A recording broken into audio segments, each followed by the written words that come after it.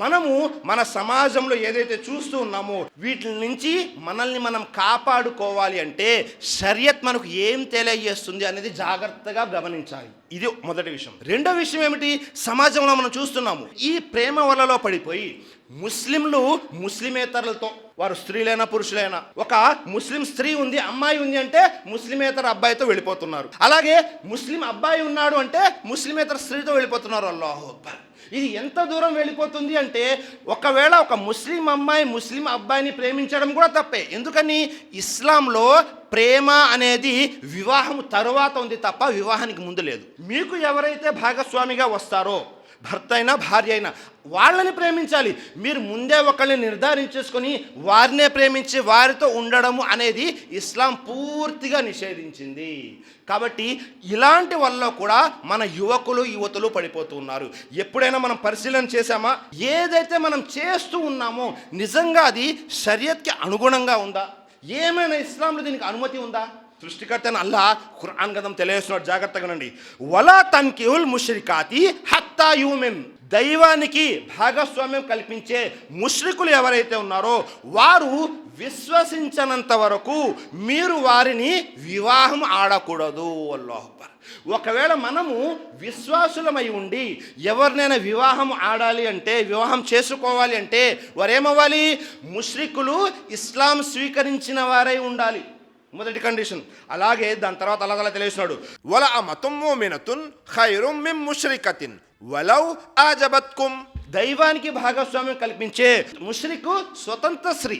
చూడండి, ముష్రికే కానీ స్వతంత్రంగా ఉన్న స్త్రీ మీకు ఎంత నచ్చినప్పటికీ ఆమె కంటే ఒక బానిస స్త్రీ విశ్వాసురాలై ఉంటే చాలా ఉత్తమం. సుబ్హానల్లాహ్. ఆనాటి కాలంలో బానిసలు ఉండేవారు, అంటే స్వేచ్ఛగా ఉండేవాళ్ళు ఉండేవారు. ఒకవేళ మనకి ఒక అవిశ్వాస స్త్రీ ఎంత నచ్చినప్పటికీ, ఆమె స్వతంత్రంగా ఉన్నప్పటికీ ఆమె కంటే విశ్వసించిన ఒక బానిస ఉత్తమం. సుబ్హానల్లాహ్.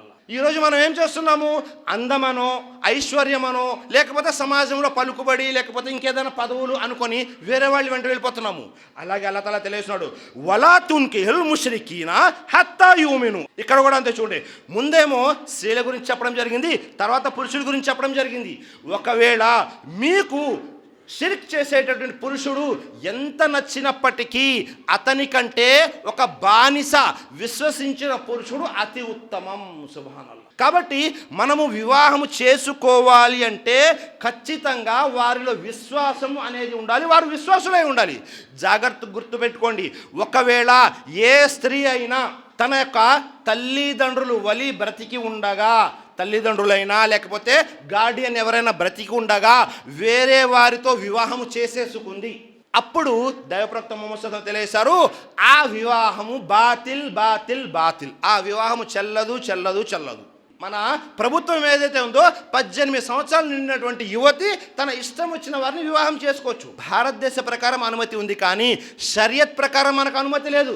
ఎవరైనా ఒక స్త్రీ ఇంట్లో నుంచి బయటికి వెళ్ళి వివాహం చేసుకుంటే అది వివాహం కిందకి రాదు, ఆ వివాహము చెల్లదు. అల్లాహు అక్బర్.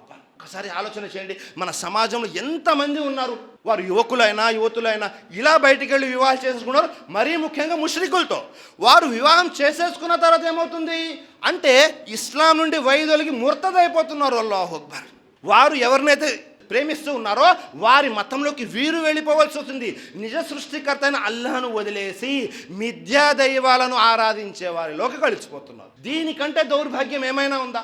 కేవలము ఒక అమ్మాయి కోసము ఒక అబ్బాయి కోసము నిజ సృష్టికర్త అయిన అల్లాహ్ను వదిలేస్తున్నారు. ఒక్కసారి ఊహించండి, తీర్పు దినం రోజు మీరు నేను అల్లాహ్ దగ్గర ఏం సమాధానం చెప్తాము, వీరేం సమాధానం చెప్తారు? మనతో పాటు నివసిస్తూ ఉన్నారు, మన కళ్ళ ముందు ఇవన్నీ జరుగుతున్నాయి. ఇంతకుముందు ఎక్కడో జరిగేవి అని అనుకుంటూ ఉండేవారము, ఈరోజు మన పట్టణంలో మన గ్రామంలో మన వీధిలో జరుగుతున్నాయి. మరి ఇలాంటి సందర్భంలో మనం ఎలా ఉండాలి అంటే చాలా జాగ్రత్తగా ఉండాలి.